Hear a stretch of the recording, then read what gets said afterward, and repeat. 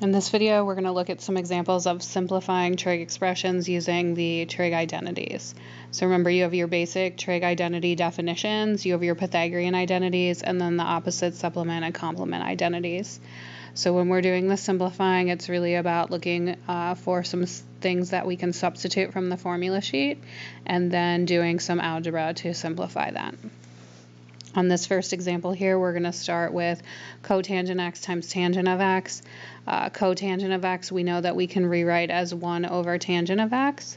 So I'm going to rewrite that 1 over cotangent of x is 1 over tangent of x. And then I'm going to keep the tangent of x as it was. And then what we can do is cancel out those tangent of x's, and then we're just left with 1, which is my simplified expression. Another way to do this, same example, would be to substitute cotangent x. Remember, cotangent x is equal to cosine x over sine x. So just another one of our basic identities. Again, we will substitute tangent of x with tangent of x is equal to sine x over cosine x.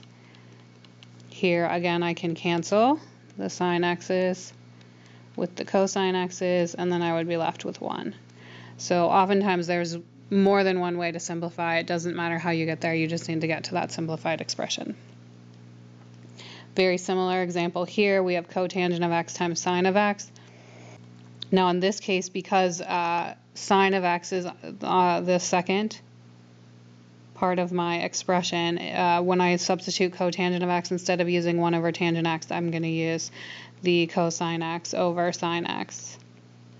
So sometimes it's just kind of some trial and error. So just kind of try something. If it doesn't work, you got to go back and start over. So this time, because we recognize the sine x over here, we need to use that one. Then I can cancel the two sine x expressions, and then I'm simply left with cosine x, which is my simplified expression. Okay, so another example here, we have 1 minus cosine squared x over the sine of x. So in this case, what I notice is that I have a squared expression with a plus or minus sign involved, and in which case I would want to think to look for Pythagorean identities. So if you look at your formulas with your Pythagorean identities, we had that 1 minus cosine squared of x was equal to the sine squared of x. So I'm going to substitute 1 minus cosine squared x as just sine squared x. And remember, that's from my Pythagorean identity. And then I still have the over sine x in the denominator. So then remember, this will cancel, the 1 in the denominator will cancel with 1 of the 2 in the numerator because it was squared. And then my final simplified expression is just the sine of x. Here again, we're going to use the Pythagorean identities. And the way that I know that is because I notice that I have sine squareds or cosine squareds. So I have functions with squares in them, and I have addition and subtraction signs. So in this case, what I notice is I have a sine squared and a cosine squared, but they're not sort of in an expression together. So I'm just going to do some rearranging here. So I'm just going to write this as sine squared x plus cosine squared x plus tangent squared x. So we're just rearranging the terms in the numerator, which we can do because we know that addition is commutative, over, and then this is secant of x. So then this part of the expression is my Pythagorean identity, and I know that that's, so I'm going to make that 1, and then we have the rest of that expression plus tangent squared of x over secant squared, or just secant of x, sorry. And then again, in the numerator, I have a squared term with a plus or minus sign. So I'm going to go and I'm going to look at my Pythagorean identities again. And I notice this time that this expression is equal to secant squared x. So I'm going to replace that, secant squared x. And then again, I have the rest of my expression over secant of x. And then again, I can do some canceling this with one of these, and I'm just left with secant of x. When I'm simplifying, my goal is actually to get to one trig expression or one value. Like on that first example, we just ended up with a 1. So I want to, if possible, get down to a single trig expression or a single value. Okay, so another example here, I have secant x times cosine of negative x. So I don't have any squareds in here, so I know I can't use any Pythagorean identities. The next thing I'm going to do is I'm going to look at my arguments, and I'm going to notice that one of my arguments is not just an x, it has a negative x on it, so I'm going to deal with that. So my plan of attack, if I were you, would be look for Pythagorean identities, so look for the squareds with the addition subtraction signs. If you don't have that, check your arguments and see if any of them are supplements, complements, or negatives. And if so, use those corresponding identities. And then if you have taken care of all of that, then what you need to start thinking about is your basic identities. What are your definitions of sine, cosine, tangent, secant, cosecant, cotangent, and work from there. So in this case, we didn't have the squareds, so we're not using the Pythagorean identities. I do have this negative x in the cosine argument here. So first I'm just going to keep secant x as it is, and then I'm going to substitute cosine negative x with cosine x, and I can do that because of my opposite properties. So now, again, I don't have any squared, so I can't use Pythagorean identities. All of my arguments are just x, so now I need to start thinking about my basic trig identities and their definitions. So in this case, I have secant, so I'm going to rewrite secant with its definition, which is 1 over cosine of x. And then I still have the times cosine x. Then the cosine x's can cancel out, and again, I'm left with 1. In this example, we have sine pi minus x times the cosecant of negative x. So no squared, so I'm not going to use Pythagorean identities. My arguments are not just x's, so we're going to deal with those first and see if we can simplify those. So here I have sine pi minus x, so this is a supplement, so I'm going to go to my supplement properties and see what I can do there. So on my supplement properties, it says the sine of pi minus x is the same thing as the sine of x. So I'm just going to do that substitution. And then I have cosecant of negative x.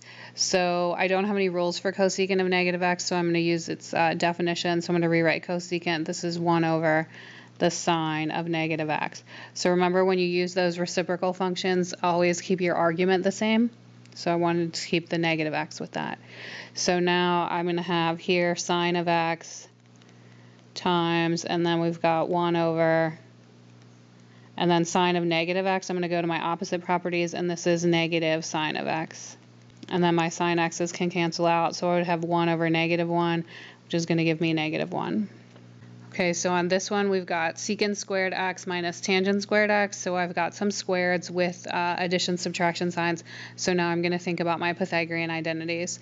So I'm going to look at my formula sheet for my Pythagorean identities, and we're going to see that we have one that says 1 plus tangent squared equals secant squared. So I'm going to use that substitution. So instead of secant squared x, I'm going to write 1 plus tangent squared of x.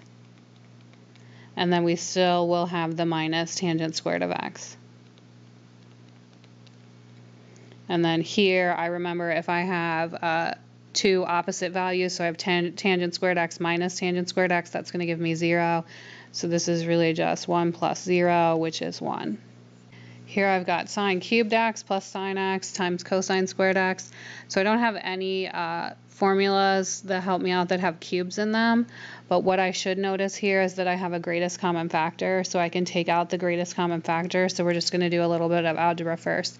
So notice both of these terms have a sign in them, so I'm going to take out a sine of x.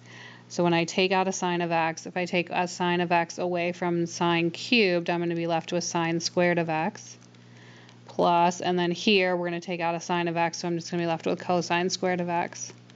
So now I've got the sine of x, and then inside this parenthesis here is my basic Pythagorean identity, sine squared plus cosine squared, and I know that's equal to 1.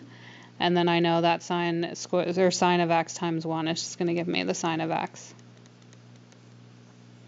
All right, now this example, we're starting to get involved with a little bit more algebra. So here I have secant x plus 1 times secant x minus 1 over sine squared x. So what I want you to notice here is that in your numerator you have conjugates. So remember, conjugates are binomial expressions where they're identical except for the sign in between them. Anytime you see that you have conjugates in these trig expressions, I want you to go ahead and multiply them out. So I'm going to go ahead and do the algebra here. So I have secant x times secant x, which is going to give me secant squared of x, and then minus secant x, and then plus secant x, and then minus 1 all over, and then we still have sine squared x. So these middle terms cancel out, and we're going to end up with secant squared of x minus 1, and then still over sine squared of x. So anytime you multiply those conjugate terms together, you should end up just with a perfect square, a difference of two perfect squares. So you've got secant squared, which is a perfect square, minus 1, which is a perfect square. Now we've got a squared term with a plus or minus sign here in my numerator. So what I want to think about is my Pythagorean identities. And we have a Pythagorean identity that says secant squared x is equal to tangent squared x plus 1. So I'm going to do that substitution. So secant squared x is tangent squared x plus 1. And then I've still got the minus 1 from the numerator, and then we're still over sine squared of x. So then again, the plus 1 and minus 1 are going to give me 0, so they're going to be gone. And then I have tangent squared of x over sine squared of x.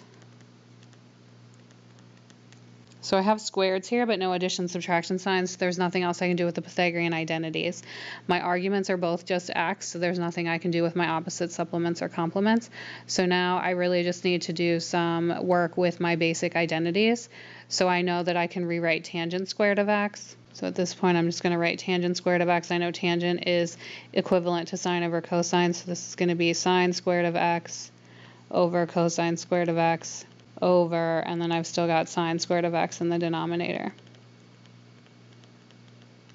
So then I'm going to remember what I've learned from algebra and arithmetic, that instead of dividing by fractions, I can multiply by the reciprocal. So I've got sine squared of x over cosine squared of x times, and then instead of dividing by sine squared of x, I'm going to multiply by 1 over sine squared of x.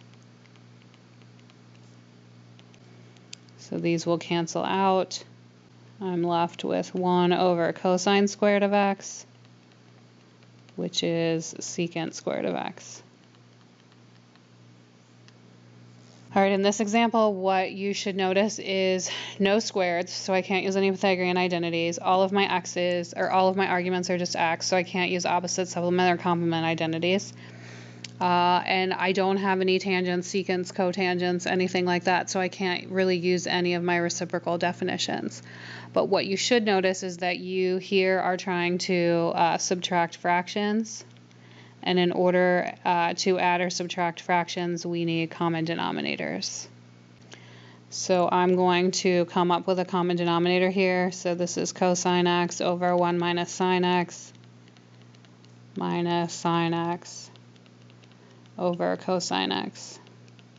So my common denominator is literally just going to be 1 minus sine of x times the cosine of x. So in this first fraction, I have the 1 minus sine x in the denominator, but I don't have the cosine x in the denominator. So if I multiply it to the denominator, I have to multiply it to the numerator. Over on the other one, we have the cosine x in the denominator. I need the 1 minus sine of x in the denominator. So again, if I multiply it to the denominator, I have to multiply it to the numerator. And now it's really just about doing a whole lot of algebra here. So in this first fraction, we're going to get cosine squared of x over, and then typically don't multiply out your denominator until you decide whether that's really going to be necessary. Usually it will not be. So over on this side, we're going to take this whole thing with the negative, and I'm going to distribute it. So this is going to give me plus, and then distributing the negative with the sine x is going to give me negative sine of x plus sine squared of x over, and then again, just leave your denominator without factoring it out, and hopefully we won't have to. So now I have a common denominator, and I can combine this now into one fraction. So I have cosine squared of x minus sine of x plus sine squared of x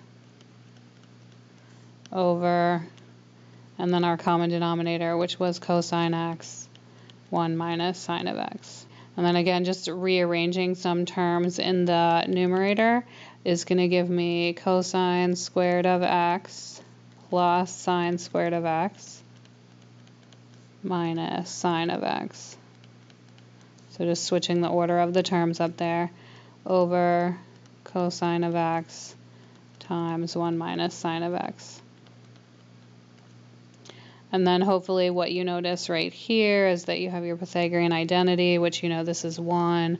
So then I have some substitution here. So then I can go 1 minus the sine of x over cosine x times 1 minus the sine of x. Now what I can't do is cancel the 1 and the negative sine x's separately, but I can cancel this whole term in the top with this whole term in the bottom, leaving me with 1 over cosine x, which is equivalent to secant of x.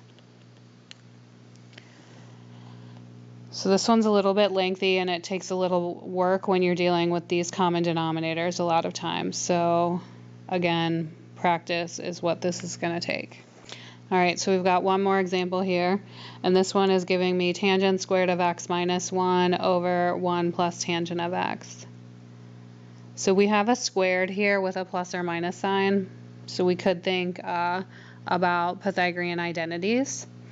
Also, what you can hopefully recognize here is that in my numerator I have a difference of two perfect squares. So this is like when you have a squared minus b squared, and we know that that factors into a minus b and a plus b. So when you can recognize that you have a difference of two perfect squares, a lot of times factoring it will help you out. So if I factor this out here, I'm going to end up with tangent of x minus 1 times tangent of x plus 1, and then still over, we've got the 1 plus tangent of x. So these two look very similar. You could cancel them if you see that that would work there. If you need to, you can go ahead and rearrange some. So tangent x minus 1 over tangent x plus 1. And then I can rearrange this denominator. Addition's commutative, so I can just switch this around, tangent of x plus 1.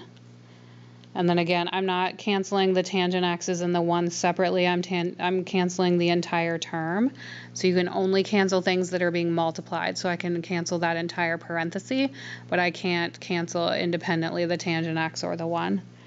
And then we're just left with tangent x minus 1. So in this case, we didn't get all the way down to a single value or a single trig ratio, but we got as close as we could get, and this is as simplified as we can go here.